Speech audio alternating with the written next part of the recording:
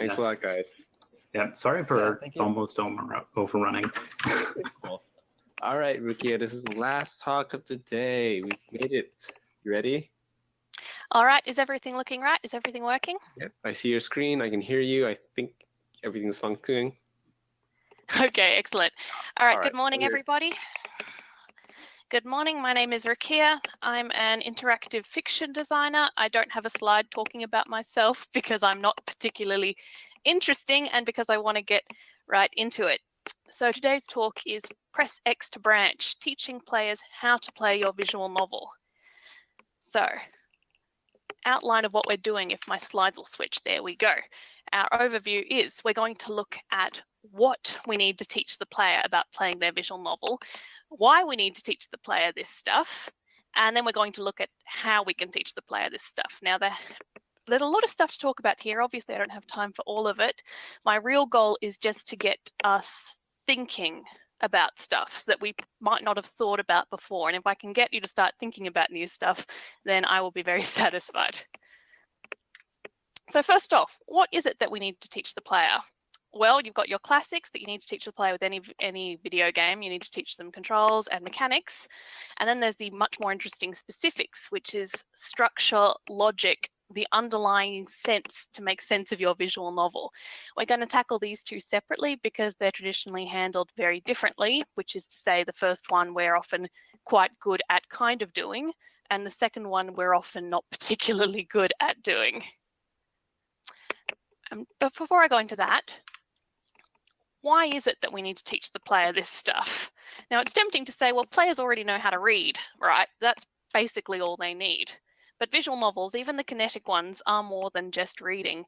There is stuff that you need to learn. There is stuff you need to know about how they work that we're not particularly good at teaching at the moment, I think. Now, there's two bonus parts to why you should teach the player this stuff. First up, expanding your audience is really important. Visual novels are niche, but part of why they're niche is because they tend to assume you already know a lot about how they work. They're very insular. They rely a lot on familiarity with the medium. By not assuming they're familiar with it, you've got a much broader audience that you're going to be accessible for. And the second part is establishing expectations, because the counterpart of that is that experienced players come into visual novels with a lot of expectations, and probably a lot of them you're not going to be able to live up to in a lot of situations because people who play AAA visual novels come with expectations that we can't uphold. So, first of all, controls and mechanics. Did I really say click a powerful point? Oops. Controls and mechanics. Right. Controls. Now, I'm focusing on Ren'Py because Ren'Py is where I come from. Ren'Py does a default help manual. It is a really good starting point, but it is not the be-all and end-all of teaching players the controls of a visual novel. It assumes a lot of knowledge about how visual novels work. It doesn't explain why you might want to skip read or why you might need 100 different save files. And it is not specific to your UI. It is by default entirely text. And it doesn't customize to what you're doing. Now, for that reason, one of my favorite examples of a Ren'Py specific manual is Quill Studios' A Summer with the Shiba Inu. That is the real link right there that I've put in. And what it does is it basically takes the Ren'Py manual, adds a whole lot of visuals, makes it very specific, explains why you want to do things, puts in a FAQ. It's great. And the reason I've got it here is because I released a visual novel last year, First Date Can't Relate, which is a dating sim, and I wanted to make sure this was accessible as possible. Quill Studios manual I thought was so good. I messaged Quill Studios and asked them for permission to basically take all their text and replace all the images. They said yes, I gave them credit, and it was a really effective way to make sure that the game did everything it needed to do. Now, that is Ren'Py specific, but given that visual novels tend to be very similar, take a look at it, think about how you can customize your control manual to teach the player what they need to do. Second up, you've got your mechanics. Now, this is stuff like timed choices, mini games, gift-giving systems, anything that's specific to your game and is more than just reading text and making choices. Now, unfortunately, I can't give you much information on how to teach this because you know best. This is going to be stuff that you're doing that people don't tend to do. Just make sure you do explain how your minigames work or how your timed choices work. I didn't put this in, but I should have. This is also applicable to explaining how your UI works. I've seen a lot of games with custom UIs that will give you status suggestions and tell you stuff about your status, but will not tell you that that's what they're doing. They just assume you will pick them up as you go. So if you take some time to just explain what your UI and what all your unique mechanics are, your players will thank you and you will reach a wider audience. Now that we've gotten that sort of obligatory stuff aside, we can get to the much more interesting stuff, which is structure and logic. How do you teach players about the internal structure and logic of your visual novel? A lot of people will have answers to this like, why can't they go in blind? Why can't everything be invisible for narrative purposes? Why can't it be a mystery? And that's an interesting point. What I would say to that is, what is in your marketing? Look at your store page. Look at how your VN is advertised, because a lot of people will talk about what the routes are, what the number of endings are. 6 routes, bad and good endings for each girl, true routes. Now, they never actually explicitly acknowledge this in the game. And if there's one thing I can get you to think about in this talk, it's the difference between putting something in your marketing and putting it actually in the game. So let's talk about this a little bit. What do players need to know about your visual novel? Now, this is just a quick list of structure and logic things that will vary from game to game that people might have expectations about, that might be in your marketing, that might not, that you might intentionally want to be obtuse. You probably don't want to tell the player all of this stuff, but consider which ones you do want them to know in advance. Keeping in mind particularly that players will have certain expectations about certain points here based on their experience with the genre you're in and the medium, which is visual novels. For example, if it's a date sim, I will assume there are different routes. If it's a mystery game, I will assume there are true endings. If there is a gift-giving system, I will assume that 1 gift I give somebody probably doesn't accomplish much, but 6 gifts I give somebody is going to make a difference. Whereas in a conversation game, it might be that 1 choice will make the difference between getting onto a route and not getting on that route. Now, let's talk about why can't I leave players to work this stuff out on their own? If we don't tell players that there is content in this game that they are missing, that they are not aware of, they are going to blame us for an unsatisfactory experience, not their own failure to quote unquote finish the game. If we don't say there is all this cool stuff here that you probably need to look at, they're not going to see it, they're not going to be happy, and we can't entirely blame them for it. So I have a review here. Whoops. Take a time to read this review. I'm not going to read it out loud because you can read. I hope you can read. We're in a visual novels community. Sorry if you can't. Does anyone want to guess what this is a review for?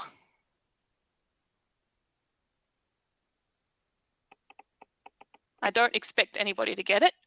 Yep, very nice. It is a dating sim. So here's what this is.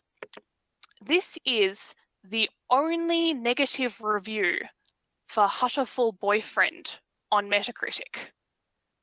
This is the only review that was negative. Now, if you've played Hutterful Boyfriend, you know this is wrong. You know this player has actually missed the best 6 hours of the game. And the thing about this review is that they didn't hate Hutterful Boyfriend. They were sad that there wasn't more. It sounded like they got every ending.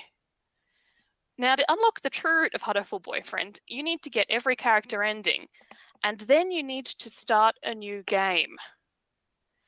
Now, some reviewers accidentally did this because they went back to get CGs. Some reviewers did not know they were expected to do that because they weren't familiar with visual novels. They didn't know this was a thing. They kept saying, this game is missing something. It's a bit sad. Now, we all know Hutterful Boyfriend, true root, whole point. But if you don't have the media coverage of Hutterful Boyfriend, your game could have a true ending that nobody ever triggers without looking up a walkthrough. Now, that might be your line for success, and I'm going to talk about that more in a moment. But for me, anything that's important to get a good experience from the game, I would like that to be in the game. Thank you. Your game could get pigeonholed as a shitty visual novel. That's a good take. So, Lou, here are some examples of what players might say if they don't know what they're looking out for. This is stuff that could be in your game, but if the player hasn't been taught to look for this content, they're not going to get it. Now, you can't give me credit for the pigeonholed pun. That was a commenter in the Discord. I apologize if anybody thought that was me. I'm not that smart. So this is the stuff in this slide is stuff like unlockable routes, causation not being clear from the game, not being clear how different the different routes are. This is all stuff that you can teach. This is all stuff that players might not know to look for, and it will ruin their experience. Now, again, I am operating in this talk on the assumption that it is not ideal for someone to have to put away the game and search the forums or email the developer or look up the walkthrough to find answers to these sorts of questions. This might be a controversial assumption. Fight me. I don't think a walkthrough should be necessary to get true endings unless there is something really specific that you need to do there. If you teach the player how to recognize stuff, what to look for, they don't need to be told the answers to these questions. Now, Steins Gate is an interesting example because I do not think you need a walkthrough to get the true ending there. I do think it is an obtuse true ending, and I do think it is tricky to work it out. But I also think it does teach you that different answers on the text will get you different responses. So, how do we teach logic and structure? Well, I'm breaking it down into 3 ways. There are explicit ways you can tell the player stuff. There are implicit ways you can imply there is content. And there are diegetic ways, which are ways that actually happen in the universe of the game. These 3 all have different advantages. They all accomplish different things. They are all really interesting to look at. So let's explore them one by one. Explicit ways. This is when you just tell the player content directly. For example, there is a game I am working on. It requires 2 playthroughs. The second playthrough unlocks the new game plus. Experienced visual novel players will probably guess this. Unexperienced ones are going to be really salty about the ending of the first playthrough. For this reason, it tells the player from the start that multiple playthroughs will be required, that they will be able to fast forward through parts of their second playthrough, that there will be new content added. And the reason that this is put in is to really encourage the player to experiment, to keep an eye out for what they could do differently next time. Now, because We're Here is an alternate World War I era Otome date sim that I did not write, but I have played it recently, I think it is really interesting because it repeatedly tells the player how choice and structure works in this game, especially in Act 1 because it is basically a tutorial act. So these 2 quotes at the bottom are straight from the dialogue box in Because We're Here. It straight up tells you there are 9 cute boys. Who do you want to hang out with? But then it tells you this thing at the bottom. Characters' wider roles in the storylines are unaltered by your choice of route. Now, this was actually a really interesting thing to put in the game. It did not have to tell me this. I could have played through, my boyfriend could have died, I could have gone back and tried again to see if I could avoid the boyfriend dying. Knowing from the start that my boyfriend was going to die anyway, that's going to significantly change the way I choose to interact with the game. Also, I would probably be disappointed if I spent ages save scumming to try to save the boy and realized that he was doomed to die no matter what. So this particularly is a strong example of explicit telling because it avoids me being disappointed in a way that probably the other 2 ways, implicit and diegetic, could not have accomplished. Then you've got your implicit ways. This is stuff like achievements. Achievements tell the player, this is what you need to do in your game in order to have a complete experience. If achievements are based on get all the good endings, I know that I meant to get all the good endings. If achievements are based on say these stupid stuff in these stupid scenes, I'm going to go say stupid stuff in stupid scenes. Achievements are a very powerful incentive for getting people to play your game the way you want them to play it. CG galleries and lists of endings. I saw somebody suggesting completion lists in the Discord. That is another really good example. That tells the player that they are missing stuff, that they should be trying to go get it.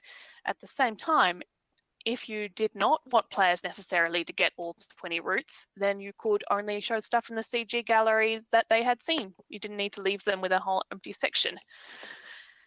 But achievements here are the really powerful thing. I think achievements are extremely powerful and probably a little bit underutilized because they provide powerful player incentive and they tell you when to go back and when to play more and when you're missing stuff and whether there's a true ending. This applies somewhat for secret achievements, but specifically for public achievements where I can be 5 minutes into the game and go and check the list of achievements. That'll teach me what the way I should play is.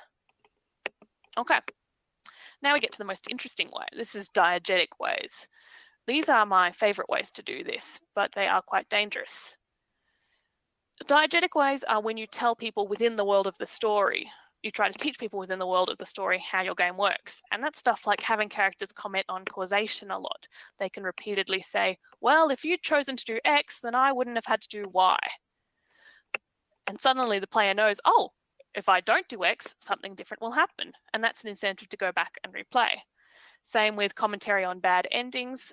Things could have gone so differently if I'd done Z. I think Fate Stay Night does this a lot. Bad endings will usually tell you what you did wrong. This one is very dangerous though, because it asks a lot of the player. It asks them to read into hypotheticals. If you use this one a lot, and then at some point you absentmindedly write a character saying, man, if only Z had happened, but it's impossible for Z to happen, your player is now going to spend a lot of time trying to get Z to happen. They've then been misled. You've now gotten in trouble. So be careful with this. So tying into this is ways to think about what a tutorial might look like in a visual novel. Now this is specifically for longer ones, but applies to shorter ones too. The opening act of the game should be establishing the rules of the game. Now when I say lower stakes than later on, I don't mean first day of school before the plot kicks. That's really boring. I'm a big proponent of starting your stories in media res. What I mean is be forgiving. Don't punish the player for their earlier decisions. Let them mess around a bit. If I talk to a girl in the first act, don't lock me into her route. I'm still learning how your game works. I'm going to be grumpy about that. And also establishing quickly what impact choices will have. So I am working on a game at the moment where early on in Act 1, there is a very significant branch which will change nearly all of how Act 1 plays through and by impact affect Acts 2 and Act 3. Because of that, that choice comes really early on. It allows you to sort of express regret about it if you made a choice that you didn't like, and then you'll end up with a particular protagonist who regrets doing what they did in Act 1. And it also tells the player that when they have to replay, they should be looking out for Act 1 and how they can do Act 1 differently. Now, I think this point that Just a Guy has made is really interesting. What about a heavily branching game that is designed more for a player to have their own individual experience rather than being able to collect them all? Well, as a designer, if I was designing that sort of narrative, I would not want the player to be incentivized to see every content because that would undermine my intent. So I wouldn't put in achievements for seeing everything. I would probably put in a CG gallery that only showed the art you unlocked and didn't show 20 empty slots. And I would make sure that it's very clear that everything that is happening to you is a result of the choices that you made. So I understand how much of a response it is me. Am I responsible for? All right, conclusions. Basically, write a list of things people should know going into your game in order to get the most out of it, whether that is the number of routes or whether they should see everything or whether there is a true ending, and then think about ways to make sure they know those things. Specifically, do not be afraid to just say it in the game. Saying it, if you're going to say it in the website or the Twitter or on the store page that there are 4 routes and a true route, put it in the game as well. The player should not have to leave your game to learn about how to play your game. And that's this point here. If you teach players what to look out for, they won't have to go looking for what to do next. They will be getting what they will be catching what you're throwing. They will be on your level. They will be looking at the stuff you want them to look at. They will be working stuff out on their own. All right. That is the end of my talk. Thank you, everybody. Yay, thank you. So you can Thank you, handle... everybody, for sticking around for the very last talk of the conference. Yeah. Well, thank you for just... This is early for you, isn't it? Oh, it's 10 a.m. It's better than the 3 a.m. slot I was originally in. I told you I would do that, like screw up one time, and I always manage to do it. All right. You guys can totally ask questions. So I think you've been fielding questions as they've been coming up, which is amazing. I've been doing my best. Let me have a look. Now, there are a couple of discussions here about wanting to 100% the game. I played We Know the Devil recently, and I looked at the achievements, and 40% of players had 100%ed the game. So I think if you're writing a game that caters to that 100%ing audience, you are, again, restricting your audience, because We Know the Devil was sort of a breakthrough success that got out and other people got onto it. Now, I'm not against 100%ing a game when a game wants it to be 100%ed, but it's worth thinking about when you're designing a game whether your intent is relying on the player to 100% it or not. All right, I'm scrolling through any other comments. Thank you for all the applause. Bye, Tom. Hi. What do you think about saying things in meta areas of the game like the main menu, for example, prompting the player when they return to the main menu that there is more content? I love that. Please do more of that. If I have just unlocked a true route, let me know I have unlocked the true route so I can go back and play the true route. There is nothing more satisfying than getting to the main menu and getting a little notification popping up that you have unlocked more content. That's not teaching the player how to get on your level, but it is telling them that they've done stuff, and that is still much more player friendly than not doing it. Like in Nier Automata. Any other questions?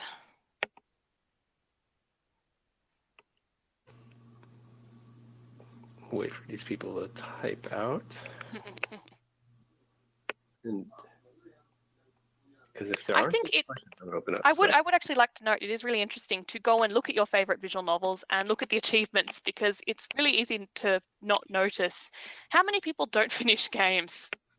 This isn't a visual novel, but I finished Control recently, and then it turned out that according to the achievements, 10% of players have finished Control, and it really made me mentally reimagine how players interact with games and what other players were looking for, and I found that really fascinating. Yeah, same. Like I see like the finishing ones and it's like 5% or whatever. Have you even just seen the ending of anything? Yeah, if we're free to chat now, like it's actually pretty rare for me to finish a game.